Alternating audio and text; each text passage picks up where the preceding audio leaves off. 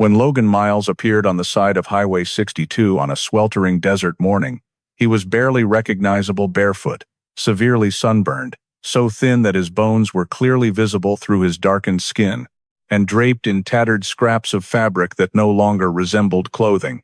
The man had been missing for 3 full years after leaving his cabin to photograph the night sky at Joshua Tree, a disappearance that led both his family and the scientific community to believe he was no longer alive. But the most terrifying thing was not his ravaged appearance. The most terrifying thing was what Logan whispered about those 3 missing years, about what he was forced to do, and about the ones who are still out there in the darkness of the desert. Some names and details have been changed to protect identities and privacy. Before we dive into the story, don't forget to subscribe to the channel and hit the notification bell so you don't miss any of the latest cases. On the evening of June 18, 2022, the dirt road leading to the cluster of cabins south of Cap Rock in Joshua Tree National Park was so quiet you could hear the gravel crunch underfoot as Logan Miles closed the door of his rented SUV. Logan, 33 years old, a chemistry professor at UCLA who had spent years working in sterile labs and under the pressure of demanding lectures, saw this short trip as the beginning of rebalancing his life before his first child with Olivia was born. Unlike most visitors to Joshua Tree who travel light, Logan brought expensive astrophotography equipment, a brand new alloy tripod, and a bag of accessories so complete it far exceeded the needs of a normal shooting session, something Olivia had teased him about, saying he was preparing for a scientific survey rather than a weekend getaway. The 2-person cabin they rented stood isolated, far from the main road, with no neighboring cabins within nearly a mile, creating a pronounced sense of seclusion that investigators later said may have made locating a missing person difficult from the very start.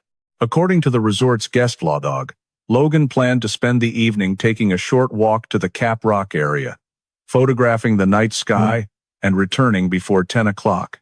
During the first few hours, the atmosphere in the cabin was quite relaxed. Olivia prepared hot drinks while Logan busied himself checking his gear, repeatedly testing exposure settings, and readjusting the strap over his shoulder. Around 9:20, Logan left the cabin looking confident, carrying his tripod, camera, spare batteries, and a small flashlight.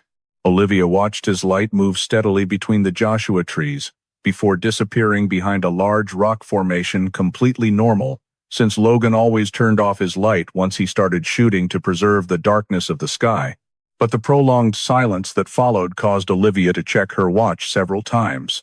By 9:50, she began to feel uneasy because Logan was always very punctual, especially when he had clearly stated a return time. She opened the cabin door, stepped onto the porch, and called her husband's name loudly, but only the dry, cold desert wind answered. Olivia walked another few dozen yards along the trail toward Cap Rock, sweeping her flashlight across the ground, bushes, and rock slabs, but saw no light or sign of Logan. By 10:15, her growing worry drove her back to the cabin, where she tried to reassure herself that he might simply be engrossed in photography. But by 10:40, unable to wait any longer, Olivia went out searching a second time, this time going farther and calling repeatedly, yet the entire area remained in absolute silence. When she returned to the cabin, she hurriedly searched for cell service, which was very weak in the area. At 11:02, Olivia notified the Joshua Tree National Park Emergency Dispatch that Logan had left the cabin more than an hour earlier and had not returned, even though he was only carrying photography equipment. The ranger instructed her to leave the cabin lights on as a marker, not to venture into the darkness again, and to stay in contact. At 11:40, the first ranger arrived, took her initial statement, and began checking the surrounding area. At exactly midnight, the case was officially classified as a missing person, and an emergency search operation was launched. Right after the situation was officially recorded as a missing person case, the Emergency Response Forces at Joshua Tree National Park deployed a full SAR team with all specialized components, including park rangers, sheriff's units from Riverside County, K-9 teams trained in human scent tracking, drone observation groups for aerial surveillance, and FLIR-equipped helicopters assisting with thermal detection in the darkness. Coordination among the forces happened quickly and followed a structured pattern of dividing the search area into radius-based zones centered on the last point where Logan was seen. The cabin where Olivia reported him missing was chosen as the center of the first radius circle, and from that point teams were dispatched in different directions to ensure no area was overlooked in those initial hours. The priority search lines focused along the trail leading to Cap Rock since that was the direction Logan had gone, then expanded into Queen Valley where the terrain is more open, but scattered with many detached rock formations that can easily cause confusion at night before continuing outward to Hidden Valley, an area with narrow rock corridors and numerous branching paths that can cause a hiker to become disoriented in just a few minutes without visible familiar landmarks.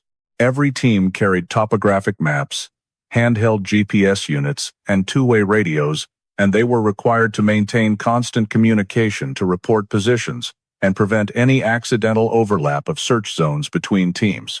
The environmental conditions at Joshua Tree at night created several clear obstacles for SAR operations. Temperatures dropped sharply compared to daytime, making the air dry and cold and greatly increasing the risk of hypothermia for anyone lost without adequate clothing. Strong winds blowing through narrow valleys scattered sounds, limiting the ability to hear calls for help. The desert terrain, large stacked boulders, deep sand gullies, and low-lying vegetation obstructed visibility, especially when flashlight beams were reflected or absorbed by the dark ground. Even drone surveillance with infrared cameras faced limitations because large rock masses absorbed heat during the day and re-radiated it at night, creating thermal noise zones that were difficult to analyze. Nevertheless, the K-9 teams were still deployed around the cabin and along the trail, but shifting winds and the dry ground caused all scent trails to disperse rapidly. As dawn approached, the search teams returned to the initial staging point to replenish water, flashlight batteries, and re-establish search zones after observing the scene. After 12 hours, the results showed no clear footprints, no dropped personal items, and no witnesses at any stopping points in the park who reported seeing Logan within the relevant time frame. When daylight became clearer, ground sweeps were conducted more thoroughly, especially in rock crevices and under large tree canopies, but the outcome remained unchanged. The entire Cap Rock and Queen Valley areas showed no evidence that Logan had ever been there, beyond Olivia having seen him heading in that direction the previous evening. During the period from 24 to 48 hours, the search perimeter was expanded in a gradually widening circular pattern, incorporating main trails and secondary routes. FLIR helicopters continued scanning areas more than 1 mile from the cabin, but recorded no thermal signatures consistent with a human shape, whether moving or stationary. K-9 teams were taken to areas with better wind protection to improve the chance of picking up any scent.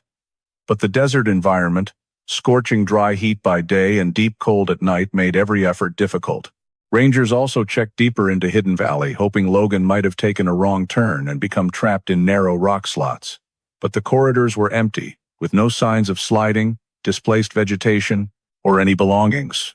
The lack of witnesses was also a major obstacle because Logan disappeared late in the evening, when most people in the park had already left or returned to campsites far from Cap Rock.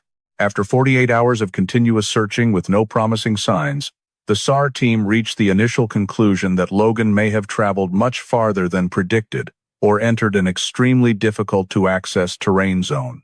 The final decision by Search Command was to expand the perimeter to the park's outer edges, including lesser-traveled routes and more complex terrain areas, in order to increase the chance of detecting any clue related to Logan. After 2 weeks since the rescue forces launched a comprehensive search without finding any trace, Logan's case was transferred from emergency search status to long-term missing person status according to Riverside County protocol. This meant the SAR team scaled back operations, maintaining only periodic checks in areas that might have been overlooked. The administrative file clearly documented the last time Logan was seen, the search radii that had been deployed, the trails that had been swept multiple times, and all reports from K-9 units, drones, and FLIR helicopters that failed to confirm any signal related to a living person or a body. When the case was reclassified as missing long-term, the sheriff's office held an official press conference to explain the situation to the media and the community, highlighting the severity of Joshua Tree's terrain, especially in the Cap Rock and Queen Valley areas where other disappearances had occurred in the past. During the press conference, the sheriff presented an initial analysis based on statistical patterns of desert missing persons cases. A high likelihood that the victim had encountered an incident involving disorientation, a fall into a rock crevice, or exhaustion due to extreme temperature swings between day and night.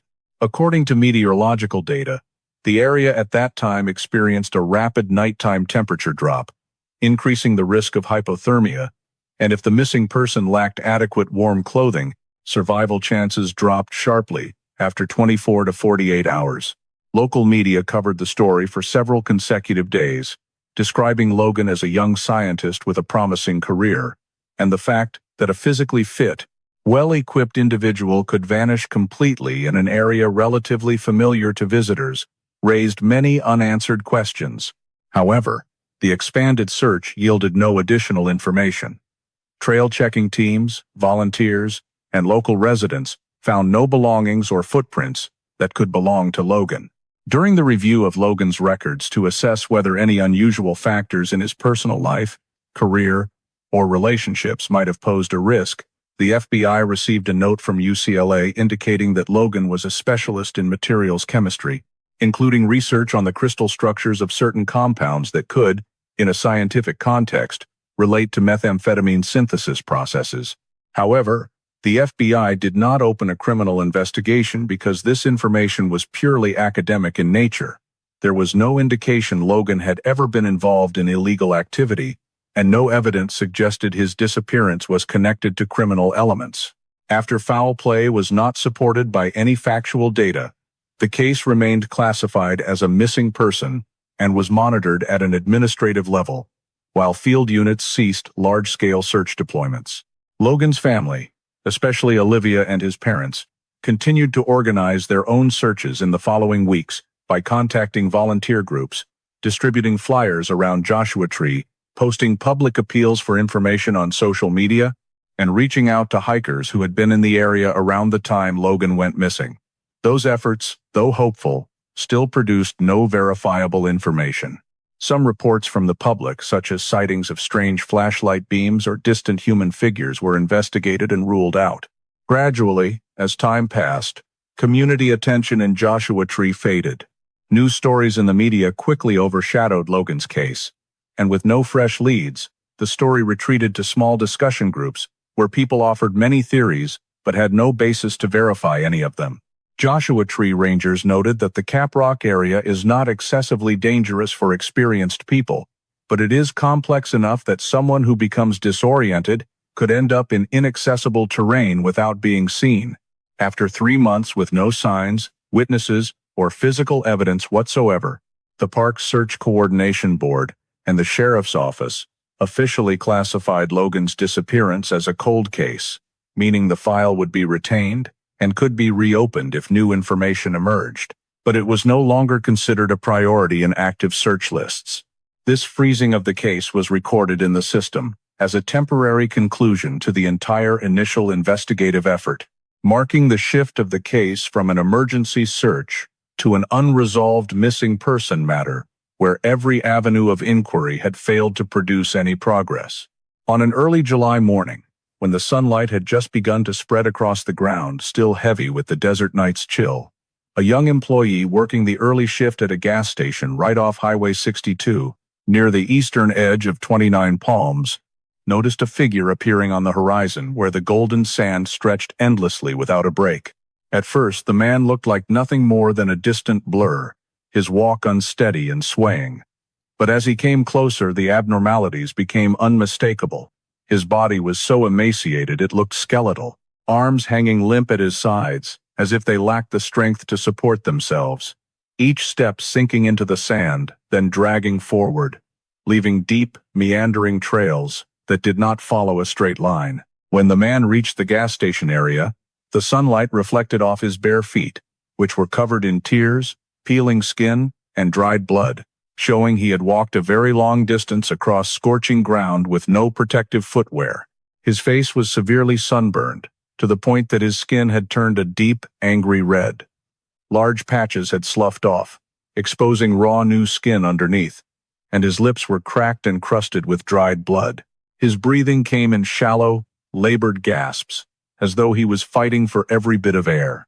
His long black hair was matted and tangled, as if it hadn't touched water in months, clumped together and coated thick with desert dust, while the once light blue dress shirt he wore had been torn into rags, exposing a chest with protruding ribs and a deeply sunken abdomen, clear signs of prolonged malnutrition.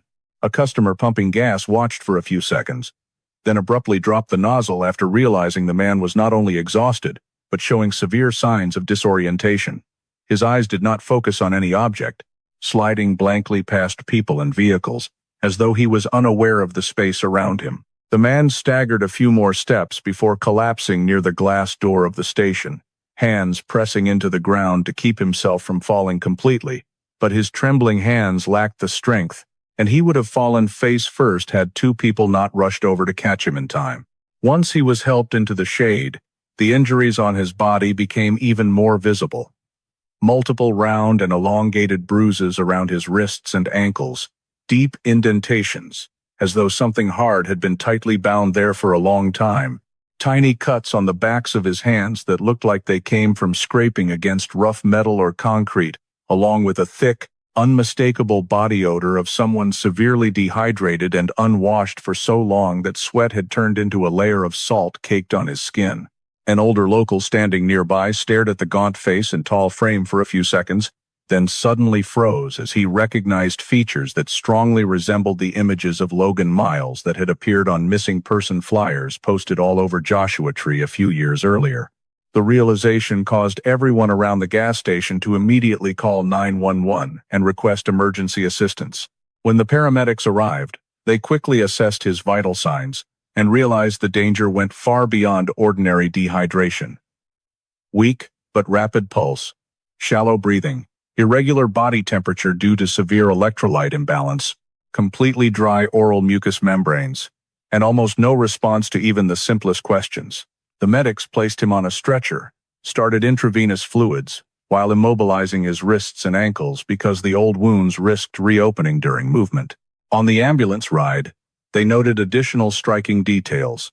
Feet with entire layers of skin completely peeled away, some areas showing mild necrosis from prolonged friction, thigh and calf muscles visibly atrophied, indicating the man had been forced to walk for an extended period in a state of severe dehydration and energy depletion beyond what a healthy body could endure. When the ambulance pulled into the emergency department at High Desert Medical Center, the medical team was already prepared to receive a critical case. In the initial examination room, they performed temporary wound cleaning, stabilized his heart rhythm, and measured electrolyte levels. Meanwhile, hospital administrative staff received the report from the gas station and paramedics describing physical characteristics that matched a man reported missing from the Joshua Tree area 3 years earlier. They quickly cross-checked archived images and descriptive records, including height, facial bone structure, slightly curly black hair, tall build, and a small scar under the chin. The match prompted the on-duty team to notify the sheriff's office and request official confirmation. The sheriff's office immediately took the information and reopened the old file at a preliminary verification level, dispatching an investigative team to the hospital to check identity through directly observable physical characteristics. When they arrived and saw the man lying on the bed receiving fluids, with injuries consistent with someone who had survived an extremely prolonged period under the harshest conditions, the suspicion that this could be Logan became far clearer, and the process of reviewing related files was initiated to temporarily classify the man as a potential match for Logan Miles in the 3-year-old missing person case. At High Desert Medical Center, after the doctors stabilized the basic condition of the man brought in from the gas station area near Highway 62, the sheriff's office initiated formal identification procedures by taking fingerprints directly at the bedside and transmitting the data to Riverside County's automated matching system, along with UCLA's employee and faculty database. During processing, the identification system returned an initial match signal between the man's fingerprints and the biometric record of Logan Miles stored when he joined UCLA as a faculty member, while portions of the data fully aligned with the 3-year-old missing person file from the Riverside County Sheriff's Department. The high-level match prompted the identification team to request DNA testing to ensure absolute legal certainty before issuing an official announcement. A specialized technician collected blood and mucosal samples for comparison with Logan's DNA profile previously stored in the personal records, which had been provided by the family during the initial search period. The processing was carried out urgently in the hospital laboratory under the supervision of an investigator to ensure an unbroken chain of custody for the evidence. The results showed a complete match, confirming that the emaciated man lying in the care unit was Logan Miles, the individual previously declared missing in a case with no leads. Once identity was confirmed, the sheriff's office contacted Olivia and Logan's parents, requesting that they come to the hospital for visual identification in accordance with protocol. Upon entering the treatment area, the family immediately noticed how drastically Logan had changed compared to the healthy image they once knew. But certain identifying features of his body remained unmistakable. The small scar under his left chin from a college-era accident, the single mole on his right shoulder, and the characteristic sharp bone structure of his face. Olivia trembled as she lightly touched the hand secured by the IV line and confirmed to the investigator that the man was indeed her husband, even though his body had undergone a level of emaciation far beyond anything the family had ever imagined. All identification details were fully documented, accompanied by the family's signed confirmation to complete the legal procedures. After confirmation, Logan was transferred to the intensive care unit for physical recovery and comprehensive evaluation, including kidney function, liver function, musculoskeletal system, and neurological system. The examining physicians recorded numerous abnormal findings: severe weight loss, signs of old injuries around the wrists and ankles, prolonged skin damage from sun and desert sand exposure, and multiple areas of muscle atrophy, indicating long-term restricted normal movement. A team of critical care specialists developed a treatment plan to bring his body back to a stable state, while minimizing the risk of refeeding syndrome from overly rapid nutritional replenishment. The hospital established restricted visitation to give Logan time to recover without being overstimulated by excessive information or noise, as his disorientation remained very pronounced. At times he reacted to small sounds or sudden light, with slight twitching of the neck and shoulder muscles. Administratively, the sheriff's office updated Logan's missing person file status to located and opened a new investigative case, classifying Logan as a returned victim in an abnormal state of emaciation with multiple injuries consistent with prolonged confinement or restriction of freedom. Initial notes collected from the hospital, including descriptions of injuries, medical assessments, and identification comparison results, were entered into the evidence management system to support the building of the new case file. Meanwhile, the investigative team only documented physical elements that could be directly observed on Logan's body without forming any hypotheses, since his condition did not yet allow clear communication or the giving of a statement. All recording steps were carried out with extreme care to ensure that every piece of data related to his appearance in this state could be used as admissible legal evidence if required. Authorities also requested that the hospital preserve all remaining items found on Logan's person upon arrival, even though they consisted only of torn scraps of fabric, because any trace, no matter how small, could hold identification value or connect to the location where he had been during the period with no information. With identity confirmed and his health requiring intensive specialized care, Logan was placed under continuous monitoring, while an official investigation file was formally reopened under the protocol for returned victims after prolonged disappearance, triggering the legal obligations of the relevant agencies to verify the cause and circumstances leading to his condition. In the hours following Logan's admission to the intensive care unit, the medical team conducted a series of in-depth evaluations to determine the extent of bodily damage and his internal physiological condition after a prolonged period of living under unknown circumstances. Clinical nutrition specialists documented severe, prolonged caloric deficit based on a BMI that had dropped to a dangerous level, near total disappearance of subcutaneous fat, pronounced muscle atrophy in the limbs and back, accompanied by signs of consecutive days of starvation, interspersed with periods of erratic and insufficient energy intake. Blood test results showed severely reduced levels of albumin, iron, magnesium, and potassium, compared to normal ranges, reflecting serious electrolyte imbalance due to extended dehydration and lack of essential minerals. The attending physician described this degree of nutritional deficiency as a condition typically seen only in patients who have been deliberately restricted from food over a long period, causing the body to enter a catabolic state in which it breaks down its own muscle tissue to sustain life.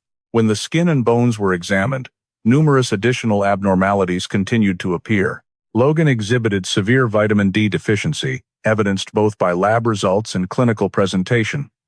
Thin skin, numerous unexplained bruises, bones that were more brittle than expected for a man of his age, and persistent dull pain around the spine and ribs, even with light movement.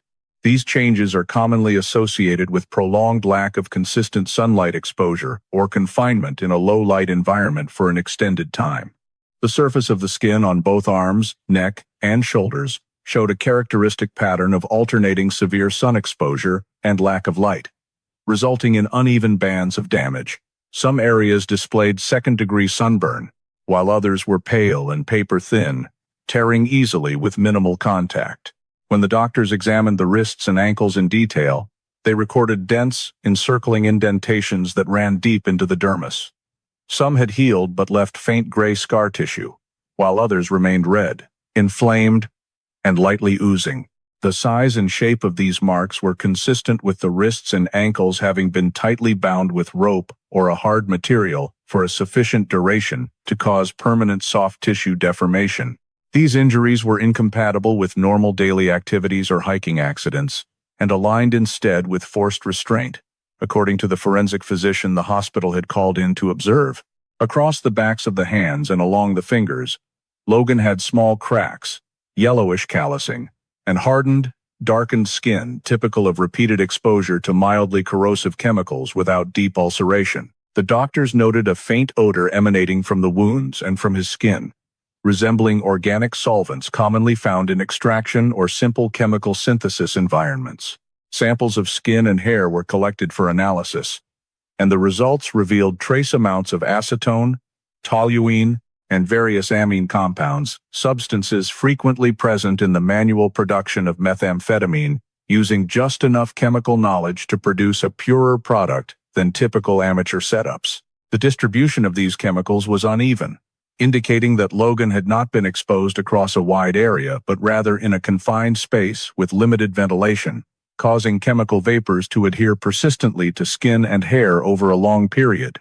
The medical team also examined shallow burns on the forearms and the backs of the hands, many of which had a droplet pattern, suggesting that a solvent or hot compound had splashed onto the skin while he was performing some task involving volatile liquids.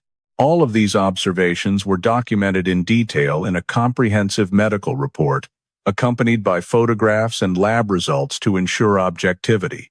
After synthesizing the medical data, the hospital prepared an official report and submitted it to the FBI, as required in cases where a victim shows signs of forced labor or unlawful confinement over an extended period.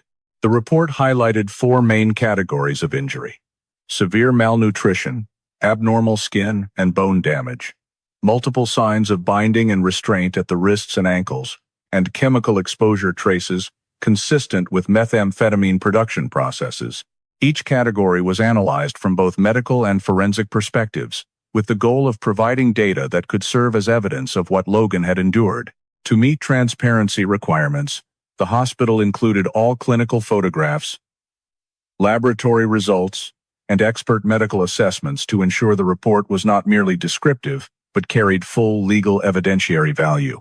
While Logan continued to be continuously monitored for heart rate, respiration, and other physiological responses, the medical team kept updating the injury data to supplement the report, making certain that every sign on his body was fully documented and accurately reflected the extent of the harm he had suffered.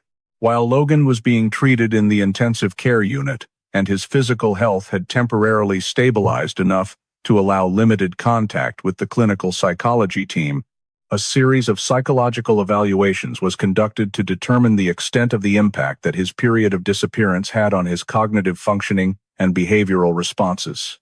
Right from the very first sessions, the specialist team recorded clear signs of post-traumatic stress disorder. Logan startled intensely at any sudden noise, even soft sounds such as a door closing or medical equipment beeping, his body reflexively contracting in an avoidance response, and his eyes shifting into a state of extreme alertness. These manifestations indicated that his nervous system was being kept in a chronic state of hypervigilance, similar to victims who had endured prolonged confinement or control through violence. When the clinicians asked Logan to describe his feelings in order to assess communication functioning, he spoke very quietly, in fragmented sentences, often trailing off mid-thought, and tended to look down at his feet or into empty space rather than making eye contact. This was recognized as a typical decline in communication function, seen in victims who have been isolated or severely restricted in social interaction over a long period. Moreover, during conversation, Logan frequently hesitated when referring to concepts of time, showing confusion when asked about days, months, or significant milestones. Some of his answers suggested that time no longer progressed for him in a continuous sequence but had become a series of disconnected dark intervals, pieced together by sensations of fear or exhaustion, rather than organized memory. The doctors concluded that Logan had most likely been held in an enclosed space, completely cut off from clocks, sunlight, or any other cues that could help track the passage of time, resulting in severe distortion of his time perception. When the specialists gently steered the conversation toward asking about people who might have been present during the time he was missing, Logan immediately displayed a pronounced avoidance response. His body stiffened, his lips stopped moving, and his gaze slid away from the person asking the question. Each time an additional detail was requested, he responded with short words or complete silence. This defensive reaction was documented as a classic sign of victims who have been threatened, leading them to develop avoidance mechanisms to protect themselves from any attempt to evoke memories related to their abusers. There were no behavioral indicators in his actions, suggesting cooperation with captors or voluntary departure from his family. Instead, Logan showed fear in response to questions about leaving Joshua Tree on the night he disappeared, accompanied by slight trembling in his hands whenever images of dark spaces or enclosed rooms were mentioned. Based on these observations, the psychology team concluded that Logan had no motive to voluntarily run away, nor did he show any signs of having actively participated in illegal activities during the time he was missing. His psychological responses were consistent with those of a coerced victim and ruled out the possibility that Logan had deliberately changed his identity or intentionally induced his own emaciated state. The forensic psychology team drafted a preliminary description of the behavioral patterns Logan exhibited, including three main groups of characteristics: fear of loud sounds, time perception disorder, and absolute avoidance when approaching memories related to those who caused harm. Each group aligned with a scenario of living under violent control or threat within a confined space. When the doctors asked Logan about the environment in which he had been held, even though he did not respond verbally, his body reacted very strongly when chemicals were mentioned. His hands unconsciously clenched into fists, and his breathing accelerated. These reactions matched the previously recorded medical data regarding chemical exposure traces on his skin, forming an indirect chain of indicators, suggesting that the environment Logan had been in was connected to activities involving the use of solvents and volatile compounds. Forensic investigators used these observations to formulate an initial hypothesis about the context of confinement: an enclosed space with no consistent access to sunlight and repeated exposure to chemical-related activities. In the preliminary criminal profiling step, the analysis team assessed that the degree of repetition and persistence of chemicals on Logan's skin, combined with his psychological reactions, was consistent with an environment using organic solvents associated with methamphetamine synthesis processes. These observations were not yet sufficient to draw any legal conclusions but were strong enough to form the basis for a criminological line of inquiry. The psychological report was entered into the case file as supporting data, describing each of Logan's manifestations in detail along with their potential forensic implications, ensuring that his mental state was accurately understood and not confused with other types of disorders. The doctors continued to monitor Logan's reactions, fully documenting the level of panic, recovery time after each auditory stimulus, and his ability to maintain focus during short periods, all in order to fully characterize his mental state at the time of discovery, and to build a professional profile for the official evaluation process. In the first interrogation session where Logan was strong enough to speak in full sentences, he tried to recall the very last moment at the Cap Rock area before he was separated from the familiar space and pulled into the chain of events that led to his disappearance. According to him, after leaving the cabin and walking along the trail, he chose a flat spot right next to a large boulder with a smooth surface suitable for setting up the tripod. The moment he began attaching the camera to the tripod was estimated to be around 9:25 p.m. The moonlight was very faint, and the surrounding area was almost completely submerged in darkness, with only the vague outlines of Joshua tree canopies remaining visible. While Logan was adjusting the aperture and framing the shot, he heard the crunch of gravel behind him, an unremarkable sound but loud enough to make him turn around because Cap Rock at that hour was usually deserted. He saw a flashlight beam approaching from a distance, and a stranger emerged from behind a cluster of rocks. Tall, wearing dark clothing, moving slowly but deliberately. The man spoke in a calm voice, saying his vehicle was stuck on the trail, and asking if Logan knew a way to loop back down to the main road. Logan said he did not feel any danger at that point, because the man appeared friendly, kept a reasonable distance so as not to apply pressure, and continuously spoke in a low tone, as if afraid of disturbing him. When Logan replied that he only knew the way back to the cabin and was not familiar with the deeper terrain in the dark, the man took half a step closer and asked permission to come nearer so he could glance at the trail behind Logan. This was the exact moment he began closing the distance between them. Logan said the man showed no sign of haste or anger. On the contrary, his initial behavior was very natural and sufficiently friendly to keep Logan from becoming suspicious. As he came closer, Logan noticed the black gloves on the man's hands, and when the flashlight beam reflected off the glove surface, he caught a small metallic glint from something pinched between the man's fingers. The distance was now only a few steps before he acted. Logan heard a small electrical pop, not as loud as a gunshot, but like the hiss of high-voltage current. In an instant, the man raised his other hand and pressed the device against Logan's side. The first sensation he remembered was his muscles seizing violently, as though they were being yanked hard from the inside, followed by complete loss of bodily control. He could not scream because his jaw locked, and he could not control his breathing. Before he fell onto the rock surface, Logan saw the man reach out, as though intending to catch him to soften the impact. The moment Logan lost the ability to resist, the man quickly wrapped a dark cloth over his eyes, tying it tightly enough to completely block his vision. While his body was still convulsing from the stun gun's effect, Logan clearly felt strong hands flipping him onto his side and pinning him down, then dragging him in segments across the rock and sandy soil. Dust rose around Logan's face, gravel ground against his back, and the sensation of being lifted and then dropped indicated the man was pulling him toward a vehicle hidden behind the rock cluster. Logan could not see, but he heard the metallic hinge of a vehicle door open, after which his body was shoved up onto a step and slid into a confined space. His arms were yanked behind his back and bound with rope or a material similar to paracord, creating a burning sensation around his wrists. His ankles were secured shortly afterward, in the same manner, forcing his body to lie on its side without the ability to roll over. The instant the man slammed the door shut, Logan felt the thick, heavy air inside the vehicle compartment and a smell of rubber mixed with motor oil that made his throat burn. When the vehicle began to move, the tires ground against sand and gravel in rhythmic pulses, and the vibrations under his back showed the vehicle was traveling over uneven terrain and accelerating within seconds.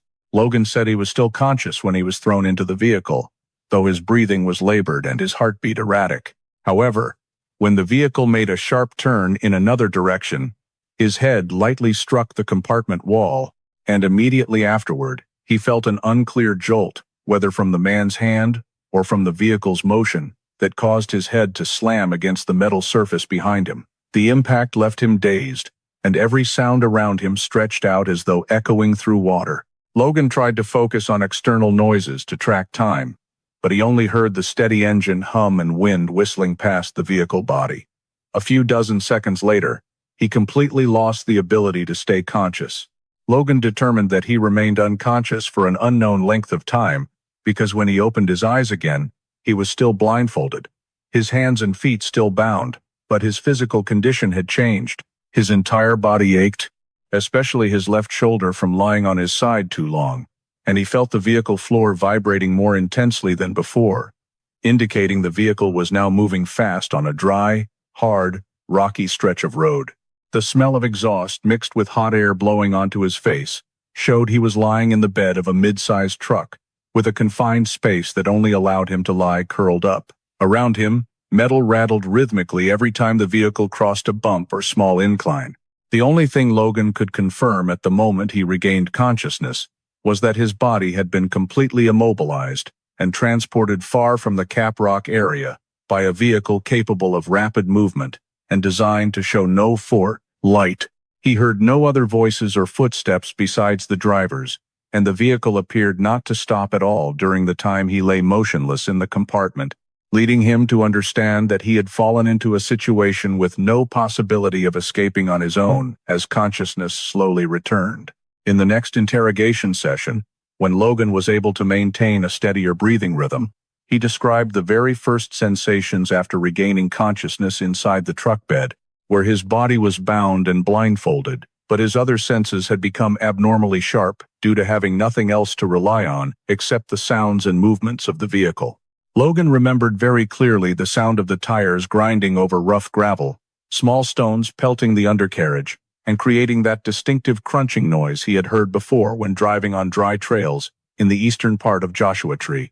That sound remained steady for a long stretch of time before shifting to a softer, more uneven rhythm as the vehicle accelerated, allowing him to realize the truck was no longer on a flat surface but traveling over sandy mixed soil, a type of terrain that commonly appears when leaving Caprock and heading toward Wonder Valley. Logan said he could not see anything but could still distinguish the gravel base of Queen Valley from the smaller, sharper gravel in Wonder Valley by the way the echo and vibration frequency felt against his back. As the vehicle continued to pick up speed, the air inside the truck bed changed.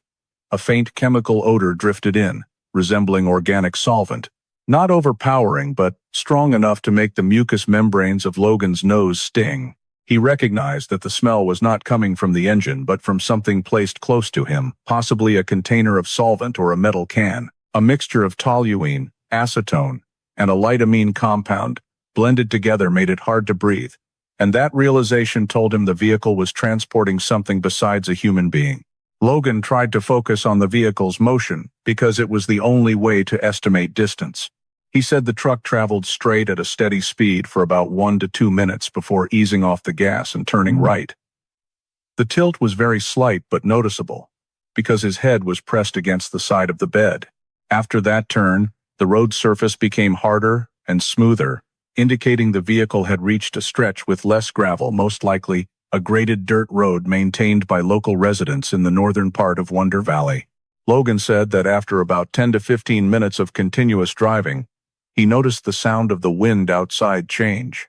Instead of the free, whistling rush of air past the vehicle body, he heard the wind being blocked by a large obstacle, as though the truck was passing close to walls or entering an area with man-made structures. Particularly during 2 instances when the vehicle slowed down, he caught the faint echo of metal similar to the sound of a gate or iron door being opened or closed not far away. Next came the moment Logan felt very clearly the change in slope beneath his body as the vehicle tilted downward. His head was pulled forward, and his shoulder bore more weight. The incline was not steep but lasted several seconds, indicating the truck was descending a ramp wide enough for a vehicle to enter, similar to the entrance to a shallow underground structure or basement. Once the vehicle reached the bottom of the slope, the surrounding space became much quieter. The wind noise almost completely disappeared, replaced by the engine sound reverberating off concrete or packed earth walls. This led Logan to believe the vehicle had entered an enclosed or semi-subterranean space. While blindfolded, Logan could not measure time precisely, but he relied on the rhythm of the vehicle's vibrations and his own heartbeat to estimate the distance traveled. He calculated that from the moment the vehicle left the Caprock area until it descended the slope took about 18 to 22 minutes, He explained that he was able to remember this because of his habit of counting breaths and heartbeats while managing stress. His heart rate spiked sharply at first due to the shock but gradually stabilized at a level higher than normal, and it later served as his reference point for estimating how long the vehicle had been moving. Logan said there were 2 brief stops, each lasting less than 5 seconds, as though the driver was checking direction or opening a small barrier before continuing. In addition, he heard footsteps mixed with the crunch of gravel under boots when the driver got out of the vehicle at one point, standing very close to the truck bed but not opening the door. This suggested the vehicle may have been waiting for a signal from someone else, or needed to check something before proceeding deeper. As the vehicle moved farther downward, Logan heard the steady, echoing sound of a small generator, its noise reverberating because it was in a confined space. The generator seemed positioned farther away from where the vehicle stopped, and indicated the location had an independent power source, consistent with an underground structure or isolated facility. This was the only sound besides the engine, showing there was no normal residential activity, no voices talking or household noises. Logan emphasized the detail that the wind sound vanished when the vehicle entered the enclosed area, indicating the entrance was surrounded by earth or concrete walls that created near-total sound blockage. These observations became the basis for determining the route he was taken on and the types of terrain the vehicle crossed, while also helping him confirm that the place he was brought to was not part of any public road regularly used by others. When Logan began describing the place he was taken to after the vehicle came to a complete stop, he said the first sensation was the compressed, slightly cold air hitting his face as the rear compartment door opened, indicating the surrounding space was larger, but still an enclosed environment. He was pulled down with strong force. His feet hit a hard, slightly rough surface like unfinished concrete flooring. Logan was dragged a short distance before he heard the sound of iron hinges. Then the man pushed him into a narrow descending passage that led deep underground. The passage had a moderate slope. Each step down echoed as though the structure was metal covered in concrete. As he was pulled near the bottom, he felt a distinct change in the air. Damper, heavier, and without any natural airflow. Logan described the layout below as a bunker with at least 3 main areas arranged in a short L-shaped corridor. The first area was the cell where he was held, a small space with a low ceiling and concrete walls covered in old, peeling paint. The floor was cold and slightly sticky with gray, powdery dust that Logan believed was concrete dust. On the wall opposite the entrance was a fixed, U-shaped steel frame bolted down with large bolts, fitted with 2 metal restraint rings at wrist height and 2 more near the floor for the ankles. The steel frame was positioned toward the corner of the room, making it impossible for the bound person to lean back comfortably. Next to the restraint frame was a multi-layer padlock that could only be opened with a long mechanical key. Logan said that every time the man locked it, the metal components clanked together for a prolonged period, indicating a multi-stage locking mechanism. The cell door was a heavy metal type with a small ventilation grill at the top that was covered with mesh, making it impossible to see through. The space had no windows at all. On the ceiling there was only a single low-wattage LED bulb that stayed on continuously day and night. Logan did not recall any moment when the light was turned off. The cold white light prevented him from sensing the passage of time, creating a constant state of exhaustion. The ventilation system was located in the upper corner of the room and emitted a steady, quiet sound, showing there was an exhaust fan or air filtration mechanism. But the ventilation level was extremely limited, causing the air in the room to remain constantly hot, humid, and heavy with the smell of dust and body odor. The corridor outside the cell was slightly wider but still enclosed, with no windows and only 2 recessed ceiling lights. In the corner of the corridor wall, Logan saw a fixed camera pointed toward the cell door, its activity light glowing continuously. He said that throughout the time he was imprisoned, whenever the cell door opened, even a small crack, the light reflecting off the camera lens confirmed to him that there was 24/7 surveillance. Based on the sound of footsteps and objects clanking, Logan determined that the next room in the bunker was the work area, where the strongest chemical odor was present. While being led through this area blindfolded, but with his nose uncovered, he could still smell toluene, acetone, and faint traces of amine vapor. The floor in the work area was particularly flat, as though coated with epoxy or a waterproof chemical sealant. Logan described the sound of metal objects being set down on the table's surface as sharp and clear, indicating the tabletop was made of steel or stainless steel. During the few times he was dragged through this area, he heard the clinking of glass bottles, the snap of metal lids being opened, and the steady, low hum of a small stirring machine. These sounds allowed him to form a fairly accurate mental picture of the work area. Several long tables placed against the walls, equipped with metal tools and glassware, along with devices that produced a light vibration. Logan further determined that deeper along the corridor was another closed room where the solvent smell was strongest. Most likely the chemical storage area. He heard heavy objects being moved, empty plastic drums being set down, and occasionally the light splash of liquid being poured. The door to the storage room was a thick metal type, with a very heavy locking sound each time it was opened or closed. Logan described that when standing near this area, his chest burned from the dense solvent vapor leaking out through the door seams. Regarding the movement map inside the bunker, Logan mentally sketched it by describing each step, from the bottom of the entry ramp, ducking under a low door frame, then walking straight about 3 steps to reach the narrow corridor. To the left was the cell, its door heavy with high thresholds. 4 more steps brought him to the work area, which was wider, with more resonant sound and a clear chemical smell. To the right of the work area, at the end of the corridor, was the chemical storage room with its heavy door and multi-layer locks. According to Logan, the entire bunker had only one exit, the ramp where he was first dragged down, with no other escape routes or natural light slits visible. Logan said he always sensed the presence of a camera in the corridor and another camera near the work area, mounted high and angled downward toward the metal tables. The placement of the cameras indicated that whoever was in control wanted complete oversight of every movement and ensured no one could approach the storage door or attempt to reach the exit undetected. The constant white lighting made the space feel timeless.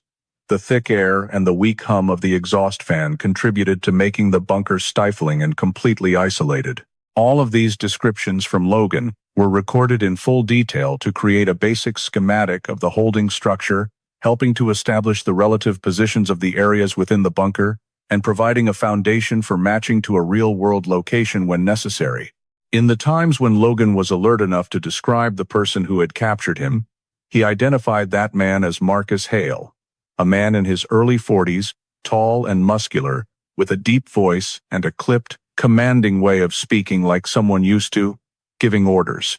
Logan heard him refer to himself by name on several occasions when he forced Logan to follow instructions, and his voice carried a Western American accent, mixed with the distinctive tone of someone who had spent a long time in manual labor environments. Logan remembered not only the voice but also small details about how Marcus moved inside the bunker. Heavy footsteps, often dragging his heels across the concrete floor, creating a characteristic scraping sound.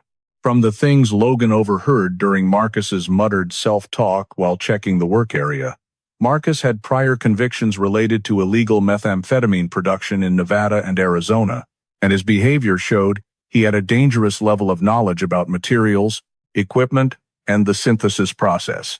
Logan said that at times Marcus mentioned, "Can't afford another mistake," which led Logan to believe he had failed in a previous operation that got him watched or cut off from his supply. When asked why Marcus targeted him, Logan explained that his expertise in crystal structure and materials analysis had been widely published in scientific papers, making it easy for someone to read and realize he was among the experts capable of producing extremely high-purity product if coerced. Marcus chose Logan because he wanted to exploit his skill in analyzing crystal structures and optimizing chemical reaction processes to increase the purity of methamphetamine, something trafficking networks considered a major competitive advantage. Logan recounted that Marcus declared he would never be allowed to leave that place unless he met the production standards Marcus set. However, what compelled Logan to obey orders was not only physical violence but also direct threats. Right in the early days of captivity, Marcus held a phone in front of Logan's face and read out information about Olivia and the stage of her pregnancy, proving he knew far too much about Logan's private life. He told Logan that if he did not cooperate, he had ways to make his family disappear without anyone ever finding them. Logan said Marcus held the phone very calmly, but his voice was ice cold, not raised, yet clear enough to make Logan understand this was not an empty threat. Logan said that inside the bunker, every time he appeared slow or confused, Marcus would repeat the phrase, "You know where they are," turning fear for his family's safety into the strongest tool of mental control, even more powerful than physical violence. When describing Marcus's true objective, Logan said he demanded methamphetamine with a purity level far beyond what was typical on the street, almost laboratory grade. Marcus frequently talked about restoring credibility and rebuilding the supply line, which led Logan to understand that he was trying to reconstruct a distribution network after it had been disrupted. Logan overheard him talking on the phone with someone about the new season's product and can't fail again even on a single batch. Statements clear enough to show his goal was not merely producing for a few small clients but aiming at a wider distribution network. Regarding the forced labor organization, Logan said Marcus required him to work on a fixed schedule. Every day he had to complete a set amount of work in the work area, including synthesis, filtration and separation, and monitoring crystallization. He was not allowed real rest, only permitted short bursts of sleep, and Marcus would wake him by banging metal against the cell door to demand he start the next batch. Whenever Logan made a mistake or worked too slowly, Marcus would either slam the wall hard or yank his arm toward the workbench, creating constant fear. Logan said Marcus organized the work like a one-person production line. He did everything, while Marcus only inspected the product after each batch and took samples somewhere. The level of coercion was evident when Logan was beaten for being unable to stand due to exhaustion, or when he asked for a few extra minutes of rest. In addition, Marcus demanded every batch of meth meet his set purity standard. When Logan failed to achieve it, he was deprived of drinking water or kept bound longer in the cell. Logan said that throughout the entire time in the bunker, he never felt his body belonged to him. The work schedule was entirely controlled by Marcus, and the only motivation he had came from fear for his family and for the unborn child. Every detail Logan described showed that Marcus's motive had nothing to do with personal grudge or ideology, but revolved solely around economic gain and the need to restore his power within the methamphetamine distribution network he had lost. When asked about how Marcus imposed control inside the bunker, Logan described a forced daily routine with absolutely no flexibility. Each day was divided into fixed cycles that were not based on real time but on production demands. Logan was awakened by the sound of metal banging against the cell door, usually the key handle or the sole of Marcus's shoe. Once the door opened, Logan had to stand up immediately, even though his body ached. Then he was led to the work area. Work periods lasted until Marcus signaled to stop, sometimes only 2 or 3 hours, but other times stretching more than 10 hours depending on the requirements. Breaks in between had no clear rules. Sometimes Marcus allowed Logan to sit flat on the floor for a few minutes, but other times he had to stand the entire time until the reaction batch was complete. Eating and drinking were also tightly controlled. Marcus provided Logan with meager portions of water and dry food, usually just enough to keep him alert, but not enough for proper nutrition. If Logan worked slowly, made a mistake, or showed signs of exhaustion, the portion was immediately reduced. Logan described that every time Marcus set the food down, he would hold the lid of the container for a few seconds, as if to emphasize that everything, even being allowed to eat, was entirely at his discretion. The locking and surveillance system inside the bunker was arranged to block any direct possibility of escape. Logan's cell door was secured with a multi-layer padlock and a thick lock body. Each time it was opened, Marcus had to use a long key that he always kept in his pocket. In addition to the main lock, there was a secondary bolt attached on the outside, creating an extra barrier to prevent Logan from trying to open it from the inside. A camera was mounted in the corner of the corridor, pointed directly at the cell door. Every time Logan moved, the small indicator light on the camera blinked, letting him know every movement was being watched. In the work area, Marcus placed a second camera high in the corner, positioned to cover the entire synthesis table and the exit path. Logan said Marcus frequently glanced up at the cameras, as though someone else was watching along with him, but he never heard a second person's voice. For the purpose of punishment and maintaining dominance, Marcus employed several methods. When Logan failed to meet demands, he locked him in a small room next to the chemical storage area, a completely dark space with no ventilation. The damp, hot air accumulated in the room made it hard for Logan to breathe, and sometimes Marcus left him there for many hours at a stretch. Besides confinement in the dark room, Marcus also used food restriction or suspended Logan's arms by raising the restraint rings above his head, forcing him to stand with his full body weight bearing down on his wrists. This punishment left Logan in so much pain that he could not straighten his arms for hours after being released. Logan said the worst punishment was not physical pain but the prolonged silence. Marcus rarely shouted but always maintained a cold, motionless demeanor, issuing orders only in short, clipped phrases. The level of psychological control was clearly evident in the rule that Logan was forbidden to speak unless directly answering a question. If Logan tried to say more or ask anything, Marcus would immediately rap hard on the metal table or slam the door shut as a warning that he was not permitted to make any noise on his own. Since the bunker had no windows, Logan could not distinguish day from night. The cold white light stayed on continuously, causing his eyes to burn and making it impossible for him to maintain any sense of time. Marcus even controlled the sound environment by eliminating every source of noise except the weak hum of the ventilation fan, turning even the smallest sound into a source of tension. Logan said the long stretches of silence kept him constantly anticipating that something worse was about to happen, and this alone eroded his ability to concentrate. Nevertheless, Logan still found ways to observe Marcus's habits in every small movement. Marcus had a pattern when unlocking the door. Every time he opened the lock, he always turned the key 2 full rotations before pulling hard. Each time he went from the work area to the chemical storage room, he would pause for a few seconds in front of the storage door to listen for escaping gas from inside, a cue that helped Logan track his position without needing to see him. While working, Marcus had a habit of inspecting the synthesis table in a fixed sequence, checking the burner fuel first, then the reaction bottles, and only then the solvent containers. Logan memorized each of these habits because they helped him determine when Marcus was close and when he was farther away, forming a silent internal schedule of observation. He listened to the footsteps, the varying weight of the shoes as Marcus moved through the corridor.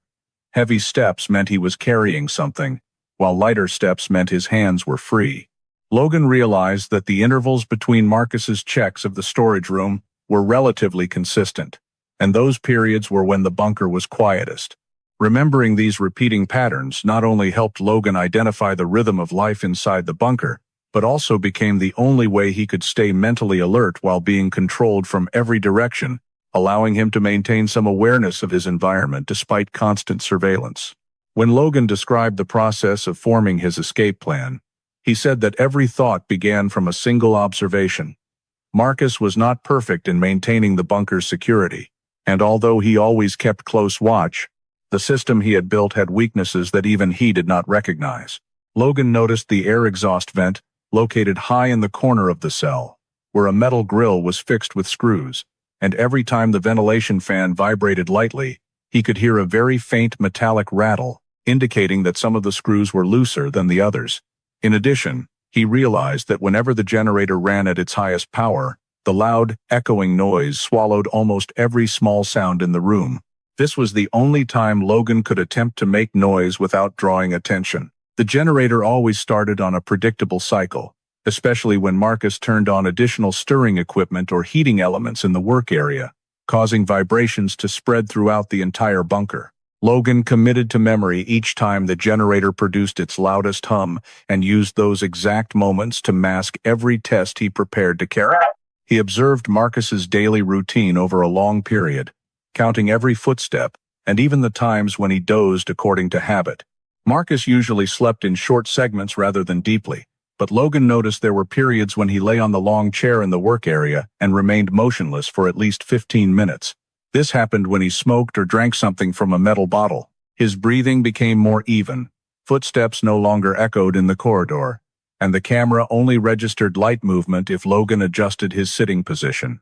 Logan concluded that these were the most critical windows for carrying out actions without being detected. Inside the cell, there were almost no items that could assist in escaping. However, Logan noticed that in the corner at the base of the wall there was a very small piece of metal, likely a fragment that had broken off from the steel frame. The piece was about half an inch long, sharp but slightly bent. He used his fingernails to pry it out of the wall crack while the generator was running at full strength, then hid it under his foot when Marcus came to check. With this small piece of metal, Logan attempted to pry the screws on the ventilation grill. However, the screws were quite tight, so he could not turn them with normal hand strength. Logan spent the following days looking for a better point of contact, using the sharp edge of the metal fragment to gently scrape away the layer of concrete dust around the screw heads, creating a small gap that reduced friction and allowed easier turning. Each attempt lasted only a few seconds during the moment the generator vibrated the hardest. Then he stopped immediately to avoid the camera recording unusual movement. He calculated every body motion to resemble his normal shifts in position due to fatigue, so as not to attract attention from the surveillance system. After many attempts, Logan felt one of the screws begin to turn slightly when he applied steady pressure. That sensation became the motivation to keep going. He knew removing the entire grill would take a great deal of time, so he decided to focus on the two screws in the lower left corner, where the concrete layer was more worn. Once they started to loosen, Logan gently pushed the grill inward and felt it shift, proving the structure had weakened significantly. He had to stay calm during these steps, because even one metallic clank when the generator stopped would immediately alert Marcus. Every night, Logan pretended to sleep curled up, but in reality he listened to every footstep and every breath from Marcus to determine safe windows. He noticed that the periods when Marcus left the bunker to dispose of trash or check something outside were consistent, usually occurring after 2 consecutive production batches. These windows were short only a few minutes, but Logan used them to turn the screws faster than usual. When the 2 screws were nearly fully removed, Logan prepared the next step, orienting the escape route. He had to recall every sound in the bunker and mentally reconstruct the position of the entry ramp. Logan knew that if he escaped through the ventilation duct, he would crawl into a narrow pipe that led to an auxiliary compartment right next to the corridor. From that compartment, he would need to find a way to open a small door leading into the main corridor without touching the cell door. Logan also remembered that the corridor had a shadowed corner just before the chemical storage room door. That corner was usually darker, and the camera did not fully cover it because of the offset wall. That would be the place he could hide for a few seconds if he needed to avoid Marcus. He calculated that when Marcus was busy in the work area and the generator was at its loudest, that was the moment he could crawl out of the cell without the camera registering abnormal movement, because the flickering light from the heating equipment sometimes prevented the camera from analyzing small motions in time. Logan understood that escaping the bunker was only the first step. He also had to prepare the route after getting outside to reduce the risk of being pursued by Marcus. Inside the bunker, he heard strong wind every time the upper door opened, and the wind direction carried the distinctive dry dust smell of the northern desert. He concluded that if he managed to exit via the ramp, he would have to run north to avoid detection, because Marcus usually traveled south to collect supplies. Logan also remembered that, to the north, there was a stretch of uneven terrain leading to an area full of large boulders, a place he had hiked during research trips before he went missing. If he reached that area, Marcus would not be able to chase him with the truck because the terrain was too narrow. Logan described that his entire plan was built on observation, memory, and the ability to exploit every tiny detail the bunker unintentionally revealed, and memorizing Marcus's habits became the decisive factor that gave him the courage to even consider the possibility of escape in an environment that seemed to have no way out. In Logan's statement, the moment he decided to act occurred on a night when the generator began running at its strongest level in many weeks. The rumbling sound and deep hum spread throughout the entire bunker, causing even the concrete walls to vibrate lightly. Logan understood that this was a rare opportunity because any small noises would be completely masked. Before that, he had quietly loosened the binding rope by rotating his wrists in the opposite direction of the knot every time his hands sweated, making the rope slick and easier to shift. That night, when the generator reached maximum power, He used his last remaining strength to pull the rope toward the sharp edge of the small metal fragment, hidden in his palm. Sawing through each strand of the binding, the floor vibrations helped conceal every sound of friction. After a few minutes, the rope began to break apart, and he was able to pull his hands free without making any loud noise. Next, Logan gently raised his hands to check the last 2 screws on the exhaust vent grill. He used the metal fragment to twist into the screw head in the opposite direction of the tightening. The generator was so loud that he could not hear the metal turning, but he felt the movement. 1 screw dropped out, and the grill shifted slightly. He held the grill tightly to prevent it from banging against the wall. After removing the remaining screw, he slowly lowered the grill to the floor, tilting it at an angle so it slid across the surface without creating noise. When the vent opening was clear, he saw a long metal duct coated thick with dust and dried chemicals. There was not enough space to crawl comfortably. He had to press his body flat, tuck in his shoulders, and push forward using his elbows.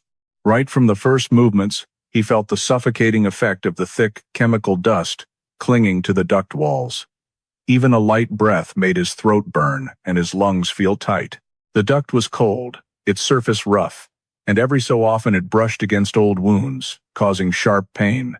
But there was no other choice. Every few inches of progress, he had to pause to listen whether the tunnel was vibrating or if anything was blocking the way ahead. The generator's roar made the entire space hum steadily, creating a layer of sound interference that gave him greater confidence. Marcus could not hear movement coming from the cell area. The duct was longer than he had expected. Some sections were so narrow that his chest was compressed, making breathing feel strangled. Chemical dust fell into his eyes, forcing him to blink constantly in the darkness. At times, his arms scraped against a rusted metal edge, cutting a small gash, but he did not dare stop for long. He kept pushing forward, his feet hitting the duct walls and sending fine dust raining down like powder. When he felt cooler air ahead, he knew he was approaching the section of duct that opened into the auxiliary compartment next to the corridor. Logan reached forward and touched the metal rim of the opening. He twisted his body so his head emerged first, then used force to push his shoulders through and slide out. When he dropped into the auxiliary compartment, he managed to catch his balance on his elbows to avoid slamming his body onto the floor. The compartment was dark but wider than the duct, and there was no camera, because this corner was hidden right behind the offset wall he had remembered earlier. Logan stood still for a few seconds to regulate his breathing and listen. The generator's roar covered the entire bunker. There were no footsteps, no voices. He realized the cell door was to his left, while the exit ramp to the surface was to the right, along the corridor. He would have to move in the opposite direction from Marcus's usual pattern. Logan stepped as slowly as possible, placing his feet only on sections of floor he knew produced the least echo. He avoided the dried chemical streaks because they cracked easily under pressure. When he reached the corridor corner, he saw very faint light spilling from the ceiling fixture, and the camera mounted high did not point directly at where he stood. Waiting for a stronger pulse from the generator's vibration, he slipped through the shadowed corner, keeping his back pressed to the wall. Every step was a controlled breath. The exit ramp was next to the heavy steel door used to seal the slope. The door was not secured with a multi-layer lock like the cell, but only had a horizontal bolt. Logan gripped the bolt and pulled very slowly. It squeaked, but the machinery noise masked it. When the door opened just enough for his body to pass through, he crawled up the long ramp, where cold outside air rushed in. With every few steps upward, he paused to listen for any sound from below. There was nothing, except the generator still echoing upward. When he reached the surface, he gently pushed aside the metal or wooden cover, and it lifted without a loud bang, showing the hatch was old and heavy but not locked from the outside. He opened it far enough to crawl out, then closed it behind him to avoid drawing attention. The desert night air flooded in at once, bitterly cold but free. Logan stood under the black sky, looking around to see the low horizon and the silhouette of the Sheephole Mountains rising to the northeast, a familiar outline from his previous research trips. He used it as a landmark to orient himself, knowing that moving in that direction during the night would lower the chance of encountering anyone while maximizing his distance from the bunker area. There was no time to hesitate. He began to run. His bare feet stung from the sharp gravel, but he had to maintain speed. He ran along low terrain, avoiding flat stretches where moonlight could clearly reveal tracks. The strong desert wind helped mask the sound of his movement. Logan ran continuously, only stopping to crouch behind tall Joshua tree bushes or to check whether any headlights appeared from behind. He knew that the initial distance he could create after leaving the bunker was the single most important factor in reducing the risk of pursuit. And so he kept running despite his exhausted body, heading toward the shadow of the Sheephole Mountains as the only path that would lead him away from the place of his captivity. In his statement, Logan described the 3-day trek across the desert as a continuous series of challenges in which every moment relied on pure survival instinct and his memory of the Joshua Tree terrain. Right after putting distance between himself and the bunker exit, he poured every ounce of strength into increasing that gap and only slowed down when waves of nausea from exhaustion hit him. He had no source of water except for the tiny amount of moisture that condensed on his skin during the night, so he was forced to ration his energy extremely tightly, moving continuously at night and during the day, seeking any available shade, while minimizing water loss to the absolute maximum.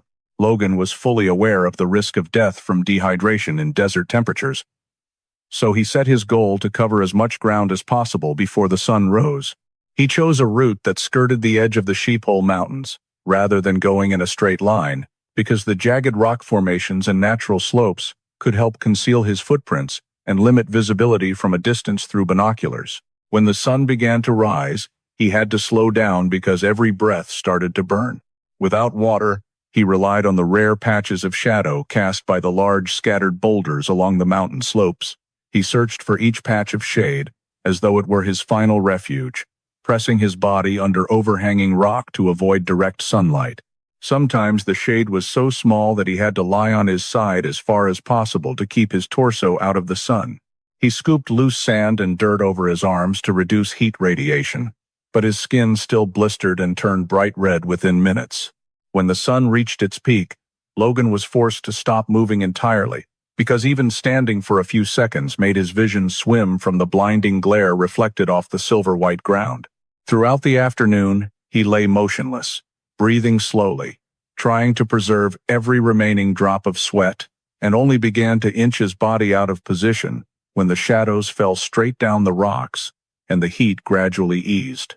The advantage of desert nights was the rapid drop in temperature. The strong wind was enough to pull heat away from his body, allowing him to expend less energy while running or climbing over rock formations. The night wind carried dust and the scent of creosote bushes but kept him alert and prevented him from passing out from prolonged dehydration. Logan used the North Star to maintain direction because he knew 29 Palms lay northwest of the Sheephole Mountains. His eyes were blurred by dry sand, but he still tried to hold the straightest possible course by fixing the North Star between two yucca branches rising on the horizon. On the first night, Logan heard the faint sound of a small engine from far off, a noise unlike a vehicle on the highway but similar to an old pickup truck running over dirt. He immediately dropped flat, crawling into a low band of rocks nearby. Thanks to the darkness and the uneven ground, Logan hid in a narrow rock crevice and stayed completely still until the engine sound faded away. He said the sound came from the south, matching the direction Marcus might return to search. To counter this, he always chose routes that passed behind large rock walls or high earthen banks to create cover. Whenever he heard an engine or faint metallic noise carried on the wind, he immediately left any flat terrain and veered into the rockiest possible area where a pickup could not follow. Through his account, it is clear that Logan had to constantly assess risk before placing a foot on the ground, because every footprint could become a clue for pursuers. Logan's physical injuries worsened rapidly. At night, the low temperatures made the cracks in his skin burn with sharp pain, while during the day his skin blistered and peeled in small patches from rubbing against hot rocks. His feet bled from running over sharp gravel, many fragments embedded in the soles, but he could not stop to pull them out. He felt his lips crack and bleed, his breath parched, his chest heavy from dehydration. Every time he tried to swallow saliva, it felt as though his throat had been sliced. In the moments when he was closest to collapse, he saw hazy bright spots in front of his eyes from heat stroke, yet he kept dragging one foot in front of the other to maintain direction. On the second day, Logan found a wide rock crevice that provided shade throughout the afternoon. He sat inside it, head resting against a cooler boulder, restricting every movement. Dust coated his face, but he still squinted toward the northwest whenever the sun shifted to make sure he would not lose orientation when he resumed walking. When night fell, he forced his body to stand even though his legs were trembling, then continued toward 29 Palms. That night the wind was stronger, stinging his eyes but making breathing slightly easier. He kept using the North Star as his guide, sometimes stopping because his vision blurred from dehydration. In the moments when he was nearly unconscious, one single thought kept him moving. If he stopped, captivity would be the only thing left in his life. By the third day, Logan began to feel changes in the ground underfoot. The terrain gradually flattened. Fine gravel spread more evenly, a sign he was nearing an area with more traffic. But that very fact made him more cautious, because this was also a place where he could be easily spotted if Marcus searched by vehicle. He continued moving through narrow gullies, trying not to leave clear tracks. Late in the afternoon, as the sun prepared to set, he saw a faint light in the distance, white, with a yellowish tint. Not the reflection off rock, but artificial light. He stood motionless for several seconds to make sure it was not a hallucination. When he confirmed the light was steady and unmoving, he realized it could be a gas station or small store along Highway 62. That realization made him summon the very last reserves of strength and try to run toward the light. His feet kept tripping over rocks, but he ran anyway, getting up every time he fell. The closer he got to the light, the stronger the smell of hot asphalt became a sign that a paved road was very near. When he was almost at Highway 62, his feet went numb, his vision blurred, and his entire body felt ready to collapse. He dragged himself a few more steps toward the area near the gas station, where the stronger lights reflected onto his face. At that moment, the final bit of strength left his body, and he collapsed right at the edge of the road, no longer able to stand or call for help, believing the last light he saw was the hope of survival after 3 days crossing the desert. During the process of taking Logan's statement and analyzing the data from him, the FBI began building a possible movement model to determine the location of the bunker where he was held. They used the time markers that Logan remembered from the moment he was stuffed into the truck bed to the moment he noticed the vehicle slowing down and going down a slope to calculate a reasonable travel radius. Based on the average speed of the mid-size pickup truck commonly used in desert terrain and the time Logan estimated, the analysts created an elongated elliptical range extending east of Joshua Tree, including part of Wonder Valley, where there is a higher density of abandoned structures and underground bunkers than in other areas. The FBI combined this model with the sound descriptions Logan provided. The sound of the truck running over large gravel, then shifting to packed dirt, the echoing metallic door sound, and especially the strong rumbling of a generator in a semi-underground space. These details eliminated many areas with soil that was too soft or showed no signs of fixed mechanical equipment use. The solvent smell that Logan described, toluene, acetone, and amine, was also a key factor, as these chemicals are often only used in illegal production facilities and tend to leave long-lasting traces in the soil or air if present for an extended period. The FBI used GIS data to analyze terrain morphology, identifying locations likely to contain an underground structure, often appearing as slight changes in slope or anomalies in vegetation cover due to the influence of artificial ventilation shafts. High-resolution satellite imagery was brought into the analysis, allowing them to compare trails, manually graded dirt entrances, or points with unusual vehicle tracks. By integrating Logan's statement data with geological maps, they identified 27 points that potentially matched the description. However, this number was considered too large, so the FBI began narrowing the scope by layering indicators: proximity to trail axes, degree of natural cover, feasibility of digging a tunnel, and reasonable distance relative to the direction Logan ran after escaping in the 3 days that followed. Points too close to residential areas were eliminated, as Marcus clearly wanted to avoid detection. Points too far from the distance Logan walked were also removed from the list, based on analysis of water loss and his remaining physical strength. Shortly after, The FBI applied the acoustic model Logan described.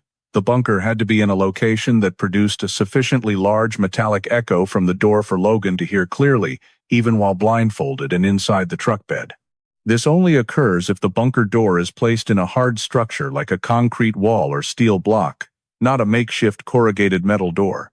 Using simulated sound analysis algorithms, they eliminated locations with light structures or no ability to produce the corresponding metallic reverberation. Next, the FBI based their analysis on the slope Logan felt when the truck went down. The incline wasn't steep but lasted several seconds, corresponding to a semi-underground ramp wide enough for a vehicle to descend.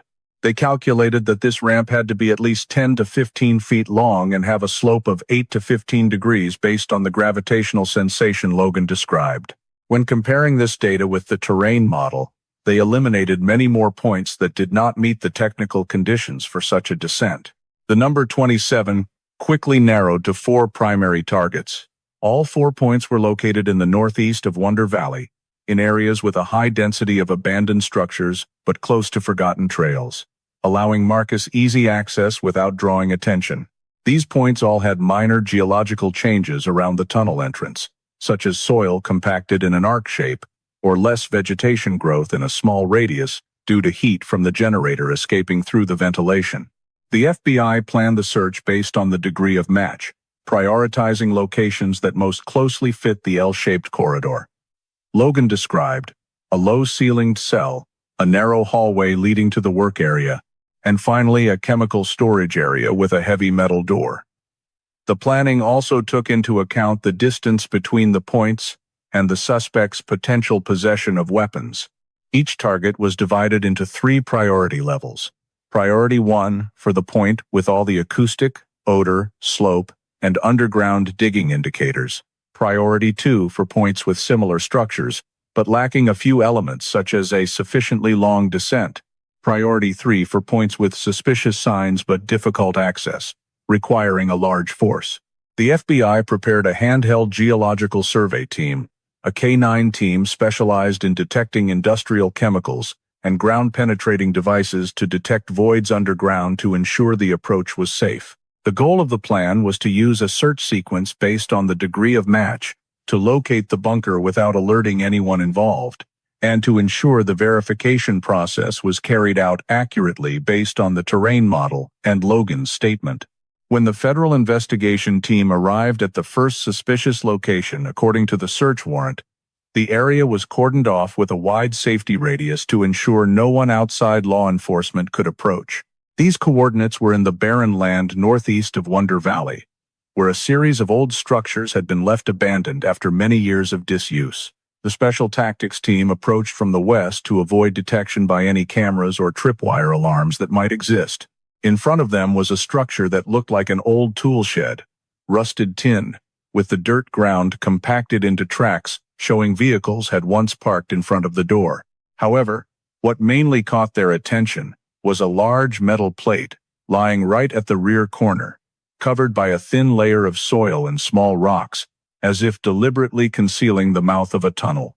When the technical team lifted the metal plate using a lever, the entire downward-sloping entrance was revealed, showing this was no ordinary abandoned structure. The slope matched Logan's description, about 12 to 15 feet long and evenly inclined, reinforced with rebar concrete on both sides to allow vehicles to move down without causing collapse. Faint tire tracks still remained on the slope's surface, indicating vehicles had passed through but not frequently. As lights shone down, a thick layer of dust billowed up, reflecting that the bunker had been left empty for a period consistent with the statement. When the team reached the bottom, a heavy steel door appeared, with large hinges and the lock completely pried open, as if someone had left without bothering to erase traces. The steel door surface showed rust patterns over time, consistent with the damp, low environment inside the underground facility. When the force opened the door, a narrow corridor appeared exactly as described. Low ceiling, rough concrete walls, flashlight beams hitting patches of peeling paint. The investigation team moved slowly, scanning every surface for signs of confinement. They proceeded to the first space on the left side of the corridor, where Logan said he had been held. The cell door was opened using breaching equipment, and right upon entering, the forensics team noted the presence of a U-shaped steel frame bolted securely to the wall with large bolts. The frame still showed wear marks at the wrist restraint positions, indicating repeated metal-on-metal friction over a long period. The ankle restraints fixed near the floor also bore clear indentations from straps or chains that had once been attached. The concrete floor below had a fine dust layer but clearly revealed small, irregular dark circular patches, possibly residue from body moisture or accumulated waste. The flashlight swept the room's corner where Logan described the ventilation system being located. The air vent still had its grill with 2 screws removed from the lower left corner. The 2 screws lay deep in the dust right below. The fact that exactly those 2 screws in that position had been removed perfectly matched Logan's account of how he escaped. The ventilation fan system had long stopped working, but the ducting behind the grill still showed scrape marks, and dust swept into streaks, proving someone had crawled through there. The layout of the corridor leading to the workroom also matched. In the adjacent room, the investigation team found a series of broken glass bottles, rusted metal tools, and traces of heating equipment mounted on a stainless steel table. The table surface had characteristic corrosion rings from organic solvents, indicating this area had been used to produce methamphetamine using a repeated reaction method.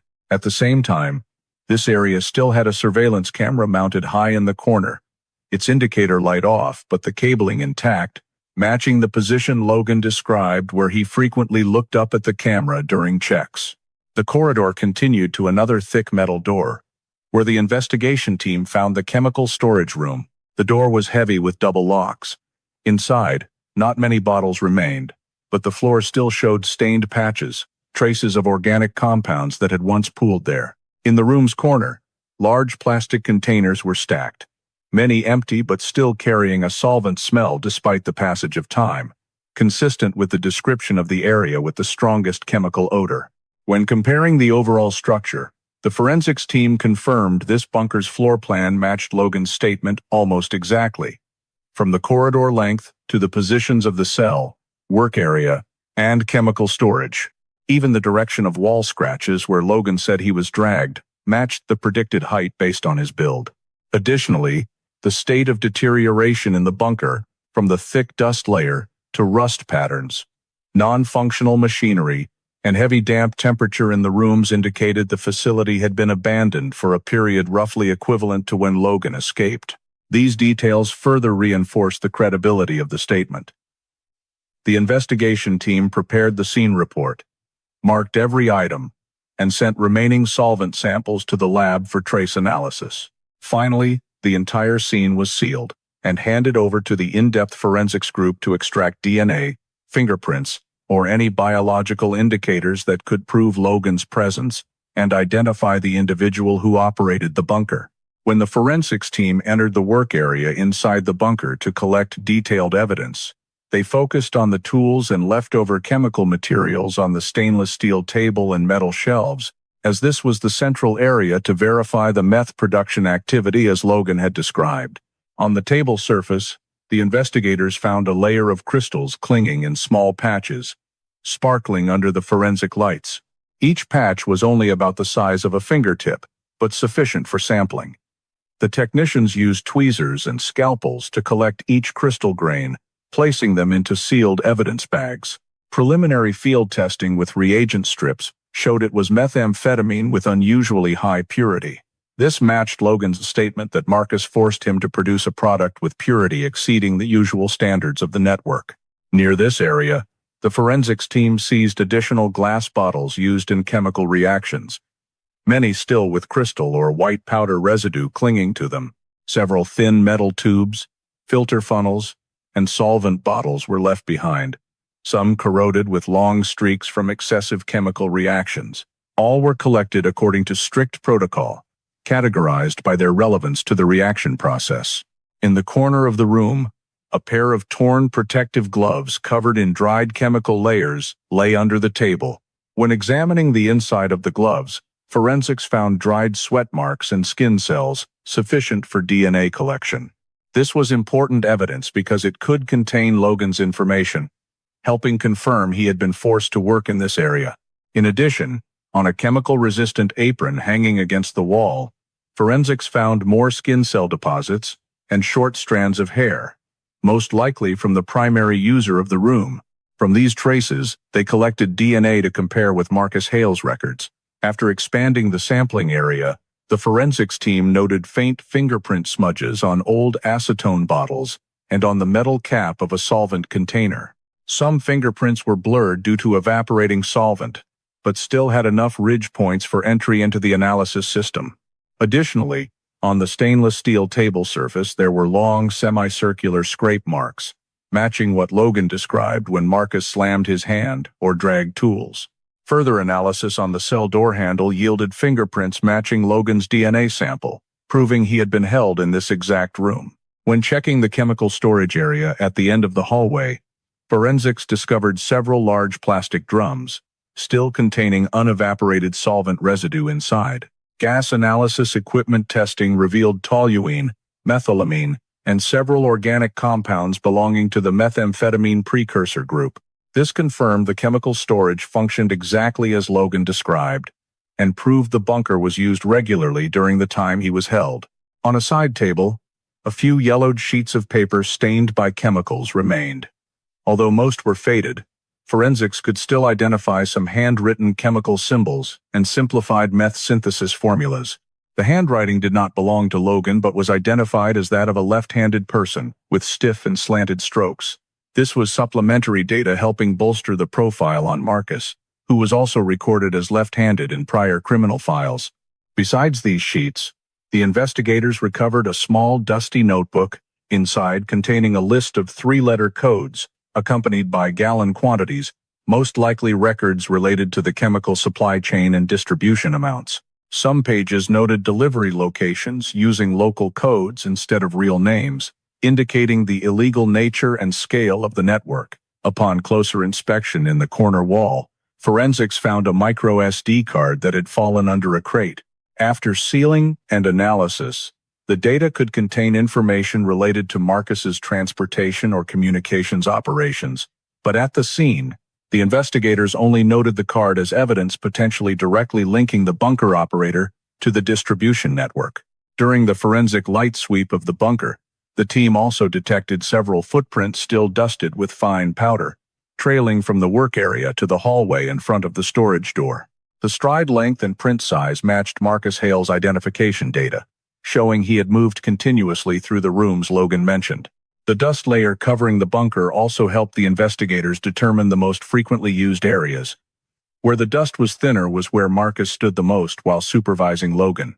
This aligned with the statement about Marcus liking to stand behind him while he worked.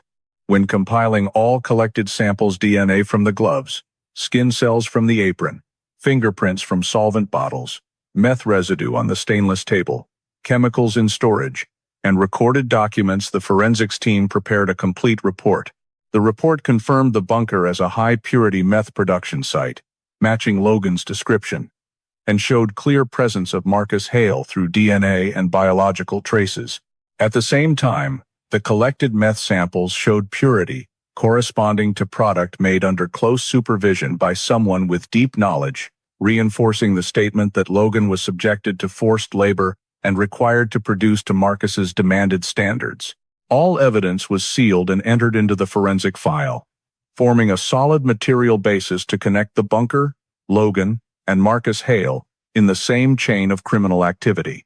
After the bunker was confirmed as a crime scene, and the forensic samples matched small-scale but sophisticated meth production activity, the FBI shifted to tracking Marcus Hale by analyzing transactions related to chemicals and lab equipment in the Mojave area.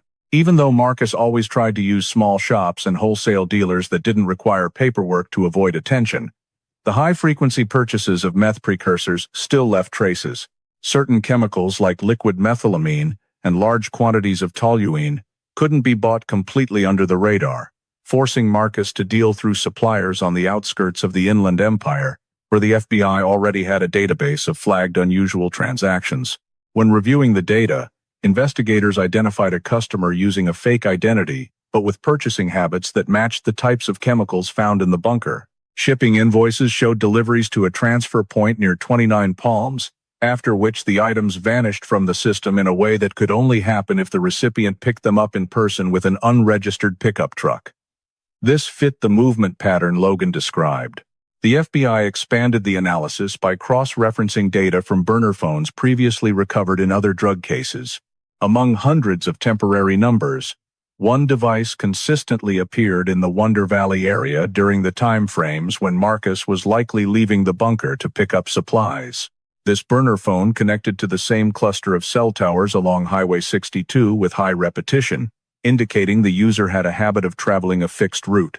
The signal analysis team reconstructed the journey and found the device often lingered for about 10 to 15 minutes at a stop near a large creosote bush by an abandoned dirt lot. These stops aligned with the times suppliers reported transactions completed. From the cell tower data, the FBI mapped the movement trajectory.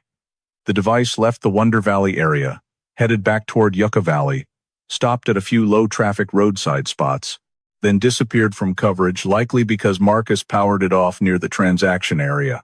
To strengthen the pattern, the FBI cross-checked with traffic cameras at major intersections along Highway 62 and in the Yucca Valley area.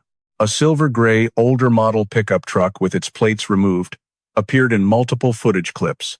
Though the driver's face wasn't clear in the angles, the vehicle's size and bed configuration matched Logan's description from when he was transported. The most identifiable feature was the dim left rear brake light and a small puncture on the bed corner that created an unusual reflective spot in the video. The investigation team gathered all relevant footage, sequenced it chronologically, and recognized an almost fixed activity cycle. The truck left Wonder Valley in the late afternoon, stopped for about 9 minutes at a small gas station in Yucca Valley, then headed west. Specialists mapped the movements and noted Marcus's habit of driving in a consistent loop, which allowed them to narrow down the most suitable ambush point, a stretch of road with wide visibility, few side escapes, and far enough from residential areas to avoid endangering passers-by.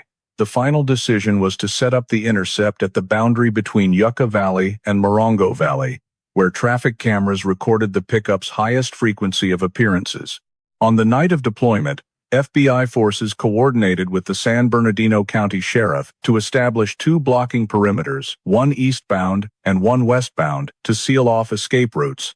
A mobile team was positioned behind a low rock outcrop to stay concealed until the right moment.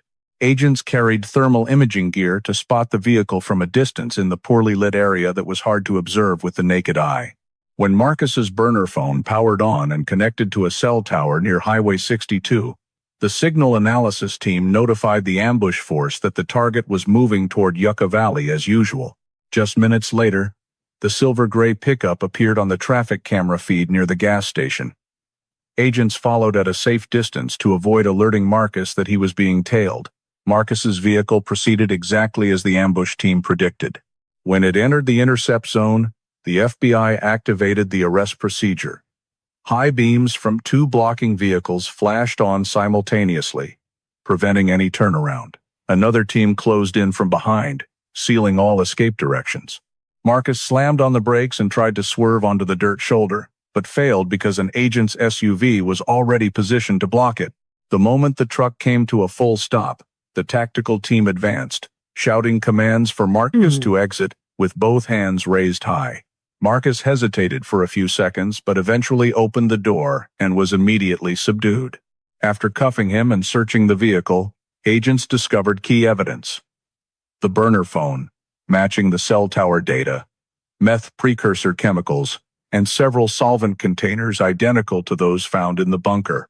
All of it was sufficient to establish probable cause for arresting Marcus Hale on charges of kidnapping, unlawful imprisonment, and coerced methamphetamine production, marking a critical step in the prosecution process. In the federal trial of Marcus Hale, the entire courtroom remained in a state of tension, as the prosecutor presented the chain of evidence collected throughout the investigation, starting from Logan's statement all the way through medical reports, forensic reports, and the suspect's travel movement data. The prosecutor laid out each layer of evidence in a way that made it clear to the jury that the full truth of the case had been placed on the table in a transparent, systematic, and undeniable manner. They meticulously described how Logan remembered every detail during his captivity, with descriptions that matched exactly the bunker structure and the evidence found inside it, including the steel holding frame, restraint rings, ventilation system with loosened screws, fine dust pipes, stainless steel table, along with high-purity meth crystal residue. Forensic images shown in court revealed wear marks at the wrist restraint positions consistent with the posture Logan had described, and pry marks on the ventilation grate matching the escape attempts he recounted. In addition, the prosecutor presented medical conclusions describing Logan's condition when he was found: severe nutritional deficiency, bone and skin damage, chemical burns, rope imprint marks, and severe stress reactions that caused him to tremble when hearing sounds related to the bunker. These records prove that Logan was not only held captive, but also forced to perform labor under conditions far beyond human endurance limits. When Logan took the witness stand, he recounted the entire kidnapping process in a low but clear voice. He described the moment Marcus approached him at Cap Rock, the electric shock from the stun gun, the feeling of paralysis, being blindfolded, being dragged into the vehicle, and realizing movement over gravel terrain. He detailed being brought down the ramp into the bunker, the forced labor process amid overwhelming chemical smells, the times he was hung by his arms when he failed to meet demands, and the psychological terror when Marcus threatened his family, especially mentioning his wife's pregnancy in a deliberate attempt to create constant fear. Every statement Logan made was reinforced by evidence recovered from the bunker crime scene, making his testimony the central pillar of the entire case. After Logan, a series of expert witnesses were called. The treating physician detailed Logan's medical condition: muscle loss, extreme weakness, electrolyte imbalance, classic signs of prolonged starvation, and living in a light-deprived, confined environment. The psychologist explained Logan's panic reactions when hearing metallic sounds or simulated generator noises, proving these sounds had been linked to periods of psychological abuse. A chemistry expert was called to the stand to analyze the purity of the meth recovered from the bunker, explaining that such a high purity level could only be achieved by someone with knowledge of crystal structure and reaction processes, consistent with Logan's expertise. This completely refuted any argument that Logan participated voluntarily in the production. Instead, it proved he was forced. FBI investigators provided the chain of evidence linking Marcus: his DNA found in the chemical storage area, on the apron, and on work tools; his fingerprints on solvent bottles; burner phone data matching his travel movements; traffic cameras capturing his pickup truck multiple times on key routes; and evidence recovered from his vehicle at the time of arrest, including solvent containers, lab equipment, and temporary phones. Each piece of data was presented as a link in a complete chain of evidence, connecting Marcus to the bunker, to Logan, and to the illegal chemical network. When it came to closing arguments, the prosecutor cited the relevant federal statutes: kidnapping under 18 U.S.C., Section 1201, forced labor under 18 U.S.C., Section 1589, and methamphetamine production under 21 U.S.C., Section 841. The prosecutor emphasized that Marcus did not merely hold Logan captive, but maintained a prolonged forced labor system over multiple years, using violence, threats to family life, and forcing him to produce meth in a toxic environment. The defense attempted to argue that Marcus only operated a small chemical facility and caused no serious injury, but this was immediately countered when the prosecution presented medical and forensic reports proving clear consequences. The jury examined each piece of evidence, cross-referenced each testimony, and listened to experts confirm the perfect alignment between Logan's account and the physical crime scene. After many hours of deliberation, the judge declared Marcus Hale guilty on all counts. The prosecution recommended the maximum penalty allowed under federal law, and the jury agreed that the level of cruelty in the conduct, its duration, and the lasting consequences required a severe sentence.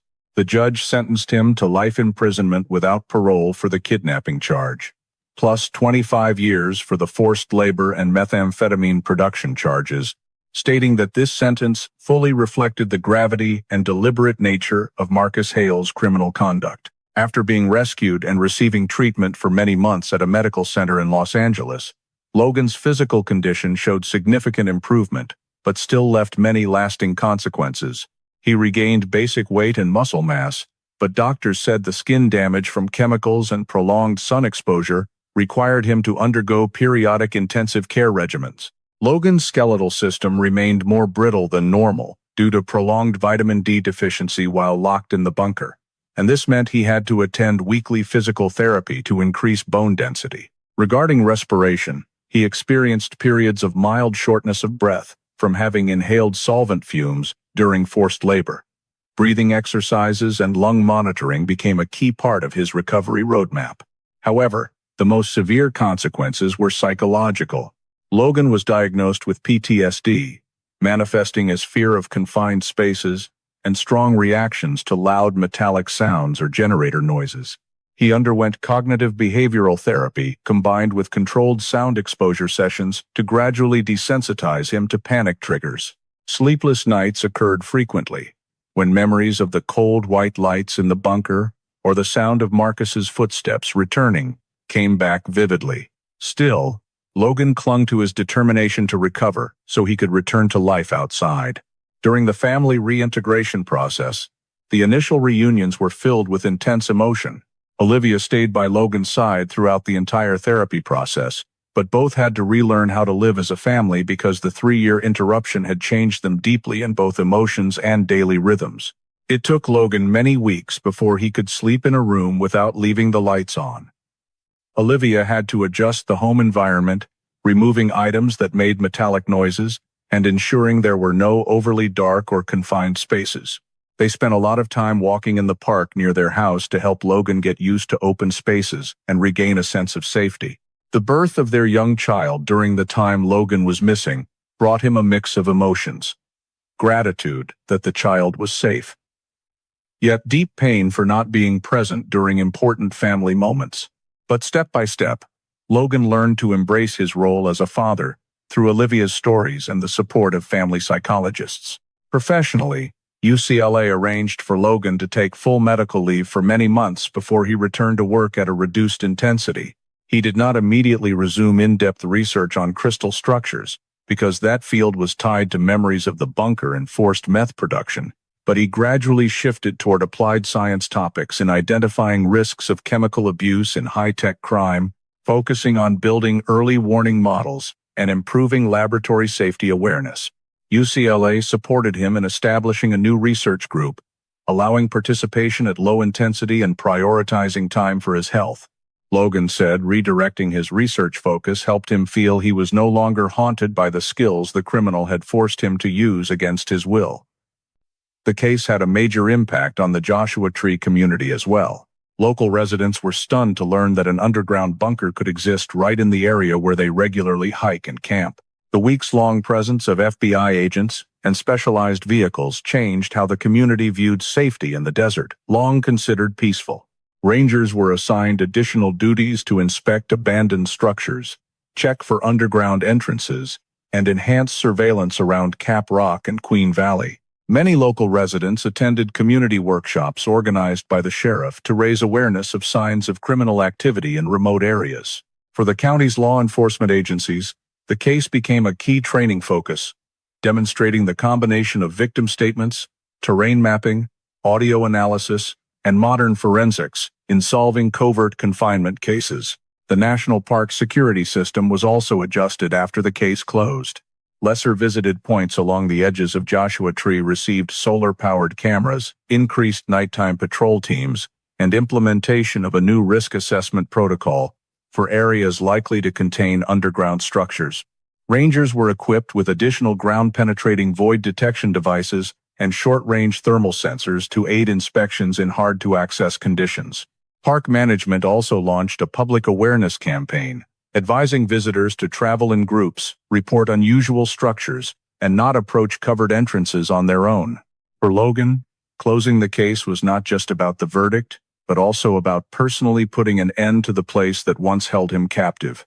When his health allowed, he returned to Joshua Tree once Accompanied by a ranger and his therapist, he stood on the barren land near Cap Rock, where he had once set up his camera tripod before being abducted. The dry wind sweeping across the rock surface made him close his eyes to feel the difference between freedom and the 3 years spent in the bunker's darkness. Logan walked a few steps around the area, not to relive memories but to confirm that he had left the past behind, and that the place once filled with fear was now just a point on the desert map. When he left Joshua Tree, he carried a sense of relief for having completed the full cycle of the case in the very place it began, affirming that although his freedom had once been taken, he had reclaimed the right to control his own life. In the current social context of the United States, Logan's story is not just an isolated case that happened in the Joshua Tree Desert. It reflects very real issues America is facing: criminals exploiting science, the isolation of rural and semi-wild areas, the fragility of personal safety in a vast country, and especially the importance of community, law enforcement, and the resilience of survivors. Logan was abducted in a place Americans often view as absolute freedom, a national park. This serves as a reminder that even the seemingly safest places can harbor risks if vigilance and proper monitoring systems are lacking. The fact that Logan was forced to use his own scientific expertise to serve a drug network highlights the lesson that knowledge always has two sides. It can build society or be exploited to destroy people. Therefore, scientists, STEM students, and research institutions in the United States need to pay greater attention to professional ethics, laboratory security, and community education to avoid being drawn into manipulative networks like Marcus Hale's. The story also underscores the value of federal coordination from the FBI, sheriff, to ranger teams, showing that when law enforcement agencies share data, use technologies like GIS mapping, cell tower analysis, and modern forensics, they can crack cases that seem hopeless. But the biggest lesson lies in Logan himself. His persistence in the bunker's darkness, his ability to observe small details like the generator sound, the slope of the entrance, Marcus's movement cycles, saved his life. In modern American life, where psychological crises, work pressure, and feelings of isolation are increasing, this story reminds everyone that survival strength begins with never giving up, knowing how to look at small details to find a way out, and daring to believe that even in the worst circumstances, there is still an escape if one stays clear-headed and willful. If you want to continue following powerful survival stories like Logan's journey home, remember to subscribe to the channel so you don't miss any videos. Thank you for watching to the end, and see you in the next journey, where we continue to explore the dark but necessary corners of life in the United States.